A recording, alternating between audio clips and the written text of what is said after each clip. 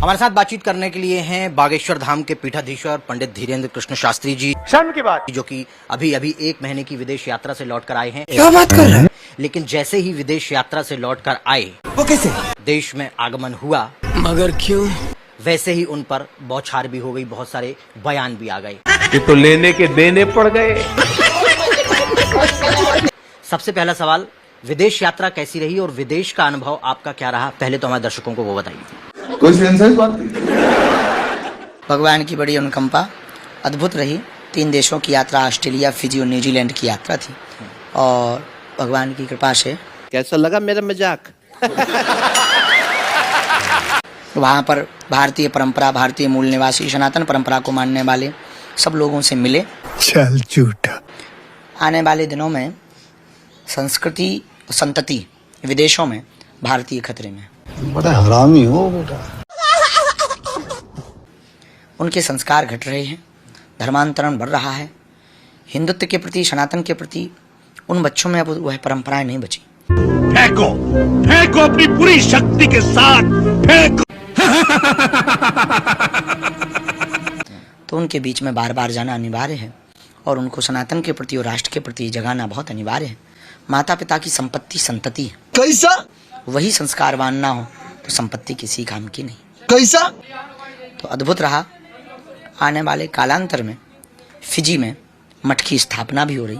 फिर मारने का आएगा तू? भगवान बागेश्वर बालाजी जो हजारों सदियों वर्षों तक हनुमान जी की पूजा करते रहे, ये हम सबका सौभाग्य है कि अब बालाजी की महिमा भारत में ही नहीं अपितु विदेशों में भी व्याप्त हो रही है। कौन है ये पागल आदमी?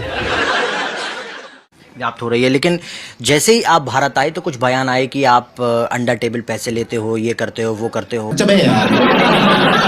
इन तमाम बातों को लेकर आपने भी कुछ चीजें जनता से जब बात की, आपने भक्तों से जब बात की, तो आपने कुछ बातें रखी उनके सामने। कुछ कहना चाहेंगे? मैं क्या करूं, फिर जॉब छोड़ दूं? ये फालतू बातें क्यों बता रहे हो मुझे? हमने ऐसा कुछ भी नहीं कहा। हम नेताओं के बयानों पर कभी हमने आज तक टिप्पणियां ना कोई जवाब दिया। उनका वो अपना काम है, वो सब चलता रहता है। हमें अपने बारे में पता है, सावधानी में पता है, सजगता पता है, कमियां पता है, अच्छाइयां पता है। हमने अपने जीवन काल में जो भी किया हिंदुत्व के लिए किया, जो भी कर रहे हिंदुत्व के लिए कर रहे हैं, जो भी करेंगे हिंदुत्व के लिए करेंगे। हिंदुओं के अलावा हमारे मन में कोई भाव नहीं रहता। मैं कब हो गया ये? कब हुआ कब? नहीं, लेकिन आपने कहा कि विदेश भी जाना जरूरी है क्योंकि यहाँ पे इतने सारे काम करने पड़ते हैं, दक्षिणा भी लाना जरूरी है, लोगों की बच्चियों की शादियां भी करनी है, अन्नपूर्णा भी चलानी है, कैंसर अस्पताल भी बनाना है, एक ईंट भी आपने लोगों से मांगी। क्या गुंडा बनेगा रे तू? हमें लगता कि हमने बहुत अच्छा किया ये कार्य। मंदिरालय तो बना नहीं रहे, अगर अस्पताल बन रहा है तो बहुत अद्भुत बात है। अगर एक ईंट के सहयोग करने से आरोग्य का केंद्र बने, किसी का जीवन बच जाए, भाई किसी की राखी बच जाए, किसी का भाई बच जाए, किसी के पिता की साया छाया बच जाए, तो हमें लगता है कि इससे समाज में बेहतर कार्य। पूरी दुनिया में के जितने लोग हैं लेते यही हैं और छोड़ भी यही देते। अरे सुना, ये तो जोक भी मारता है। देकर भी यहीं जाते, कोई लेकर तो जाता नहीं। जो जैसा सहयोग कर देता, साधु के नाते जो जिसने कुछ चढ़ा दिया, अब आज आप आए, कुछ श्रद्धा जग जाए, चढ़ा देना, चढ़ा दोगे। हाँ, हम ये है किसी पे लगाए गलत पे नहीं लगाएंगे, गंदे कृत्य पे नहीं लगाएंगे। हमें तो आप जो दोगे भंडारे में लगा देंगे, कन्या विवाह में लगा देंगे, अस्पताल में लगा देंगे। पर ये है कि देखो, धर्म धंधा नहीं। धंधा का मतलब ये होता है एक वार्ता से जाना, सिस्टमेटिक करना। श्रद्धा अपनी अपनी होती है। श्रद्धा तो किसी को कुछ भी हो सकती है, इससे भी बड़ी हो सकती है। कोई आएगा सीधा बाट बनवा जाएगा, कोई आता है मंदिर में लाइट लगवा जाता है। तो श्रद्धा अपनी, श्रद्धा और आस्था का कोई मोल नहीं होता, वो लिमिट नहीं होती, अनलिमिटेड होती है। तेरा तो गेम बजाना पड़ा। आज बाबा रामदेव जी से भी ये सवाल पूछा गया आपके विषय में, जो बयान आए थे उसको लेकर, तो उन्होंने कहा कि किसी को फ्री में कथा सुननी है तो वो भी सुना देते हैं, किसी को कैंसर अस्पताल के लिए 5 रुपए से 5 करोड़ तक देने हैं तो भी वो ले लेंगे। शर्म करो, भगवान से डरो वालों, भगवान से डरो। देखो भगवान एक बात बोले, कथा तो जो लोग बैठते हैं सब निःशुल्क सुनते हैं। करवाने वाला जो होता है यजमान, अन्नपूर्णा की व्यवस्था है, कन्या विवाह की व्यवस्था है, हॉस्पिटल की व्यवस्था है, उसमें सेवा, टेंट लगता, LED लगती, टीवी लगती, संगीत के कलाकार जाते, पंडित जी जाते, सेवा वाले लोग जाते, कौन है ये लोग? कहां से आते हैं? आरती वाले लोग जाते हैं, बहुत लोग जाते हैं, हजारों लोग, फूल माला वाले जाते हैं। तो वो सब जो लोग जाते हैं उनकी भी तो व्यवस्था होती है, उनकी भी रोजी रोटी सबकी है, सब अपना कार्य करते हैं अपनी अपनी जगह, सब यजमान करता है। हम तो गए, कथा सुनाई और चले आए। किसी ने अन्नपूर्णा के लिए दे दिया, किसी ने बेटियों के लिए दे दिया, किसी ने हॉस्पिटल के लिए दे दिया। सो कोई 5 पैसा दे देता, कोई 50 दे देता, जो जैसा समृद्ध है सो दे देता है। तू समझा? हाँ।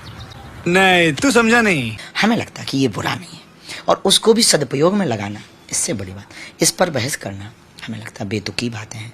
भगवान सबको सब। आप स्वयं यजमान अभी भी बने हुए हैं, पहले भी कई बार यजमान बने हैं। आपके यहाँ पर भी कथा वाचन हो रहा है, आप भी कथा वाचन करवाते हैं, तो स्वाभाविक है कि आप भी जिनको बुलाते हैं उनको दान दक्षिणा देते होंगे, स्वाभाविक है। हिंदू परंपरा, सनातन परंपरा में जो हमारी कर्मकांड वैदिक पद्धति को मानने वाले लोग हैं, शायद ही गरीब से गरीब ऐसा कोई व्यक्ति होगा जो वैदिक परंपरा में आचार्य को बुला करके कर्मकांड करवा करके कुछ ना दे। क्या रे भिख मंगिया, दिहाड़ी लगा जा, दिहाड़ी लगा। फूल नहीं तो पंखुड़ी देता है, पंखुड़ी नहीं तो वस्त्र देता है, वस्त्र नहीं दक्षिणा वाला दक्षिणा दे देता है, कुछ लोग और दे देते हैं। तो सब अपनी अपनी निष्ठा से देना, तो हम भी वही है। आपकी औकात बता रहा हूँ सर, बुरा नहीं मानना सर।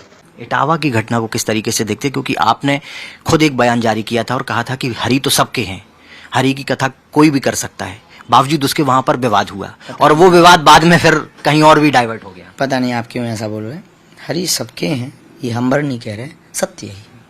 रामानंदाचार्य जी ने कहा, हरि को भजे सो हरि को होई, जात पात पूछे नहीं कोई। बड़ी जल्दी मान गए ये बात। अब जब भगवान सबके हैं, सब पर उनकी कृपा है। एक पिता की 4 संतानें हैं, तो पिता को बड़ा बेटा न प्रिय होता है न छोटा अप्रिय होता है, चारों समान। वैसे ही हम सब परम पिता की संतानें हैं। गजब तो विवाद आदमी। तो सब हम उसके हैं, सब उसके प्रिय हैं। इसलिए हमें लगता है जातिवाद, क्षेत्रवाद, भाषावाद से ऊपर उठकर राष्ट्रवाद पर अगर भारत के लोग जिएंगे तो भारत भव्य बनेगा, भारत समृद्ध बनेगा। Emotional damage. आपने पदयात्रा निकालने की बात कही थी, आपने पहले भी पदयात्रा निकाली जिसमें आपने कहा कि जात पात की करो विदाई, हम सब हिंदू भाई भाई। लेकिन वर्तमान में जात पात में ही लगातार हिंदू बढ़ता चला जा रहा है, चाहे वो राजनीतिक कारण हो या फिर कोई और कारण हो। इन सब सारी घटनाओं को देखने के बाद में अब आगे क्या लगता है, कैसे आप जातियों को खत्म करके हिंदुओं को एक कर पाएंगे? पापा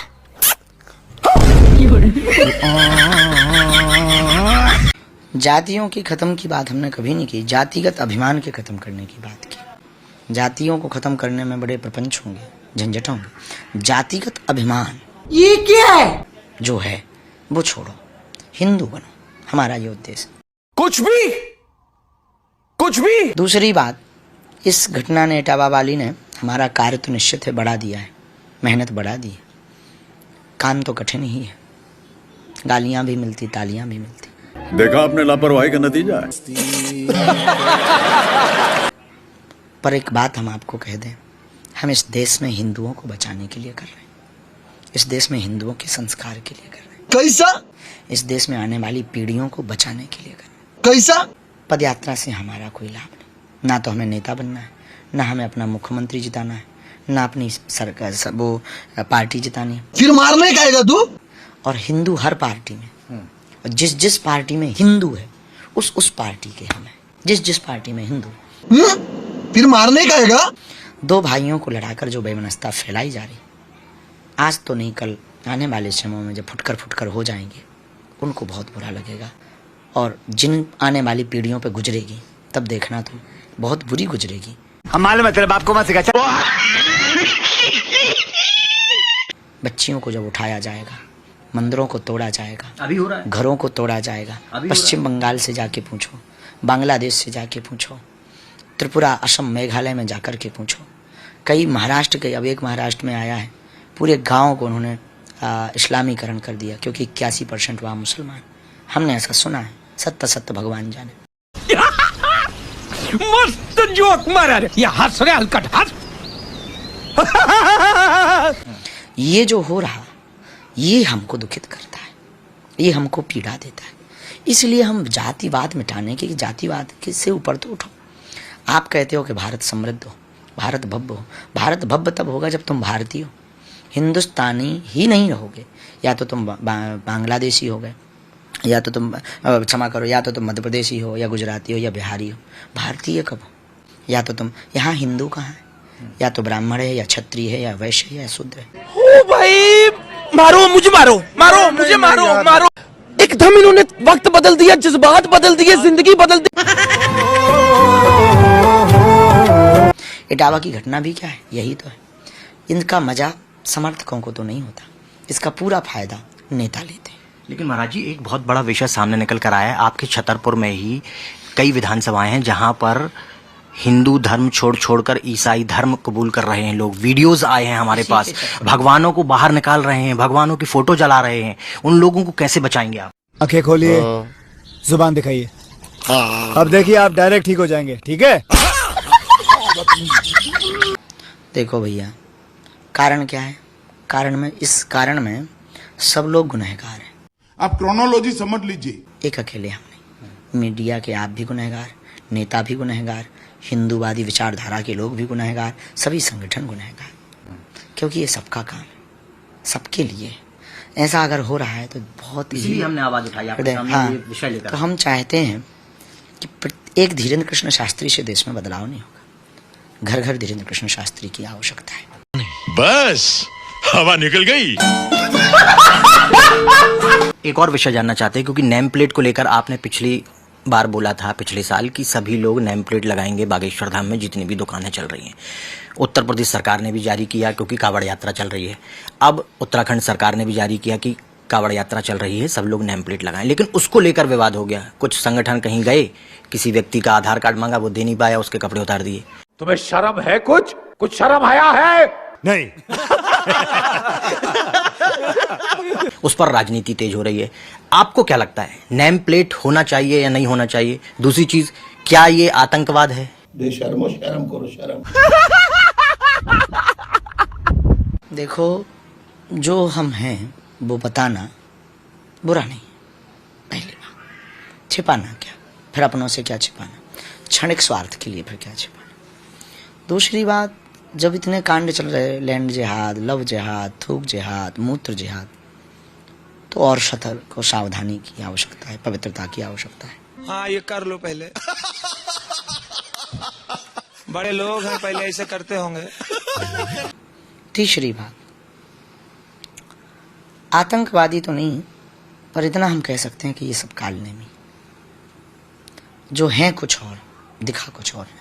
वो कोई भी हो, किसी भी धर्म या मजहब का, किसी भी मजहब का हो या धर्म का हो, वो जो है और उसको ना दिखा करके जो नहीं है वो दिखावा कर, वो कालनेमी। भगवान की इच्छा है। कोई बात नहीं, हम तो चूतिए हैं।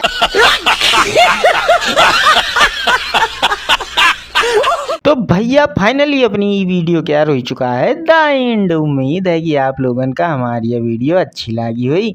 अगर वीडियो अच्छी लगी हो तो वीडियो को लाइक करके, हमारे चैनल का सब्सक्राइब करके, बगल में बने घंटी वाले आइकन का दबा के आल का सिलेक्ट कर लो, ताकि आगे आने वाली ढेरों रोमांचक व मज़ेदार वीडियो जिनके नोटिफिकेशंस आप लोगों का बिना किसी अड़चन के प्राप्त होती रहें।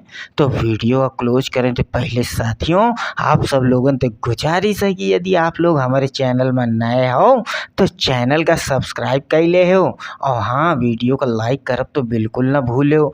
वो कहा है कि आप लोग वीडियो तो देख लिया था, पर वीडियो को लाइक और चैनल का सब्सक्राइब करब भुला जाता हो, तो जल्दी से जल्दी लाइक और सब्सक्राइब कर ले भैया। कहा जाता है आप लोगन का एमा पैसा थोड़ी ना पड़त है। तो भैया अब खातिर तय मिली वे नेक्स्ट वीडियो में, तब तक खातिर स्वस्थ रहो, मस्त रहो, जहाँ रहो सबसे आगे हो, फर्स्ट रहो, टिंग टोंग।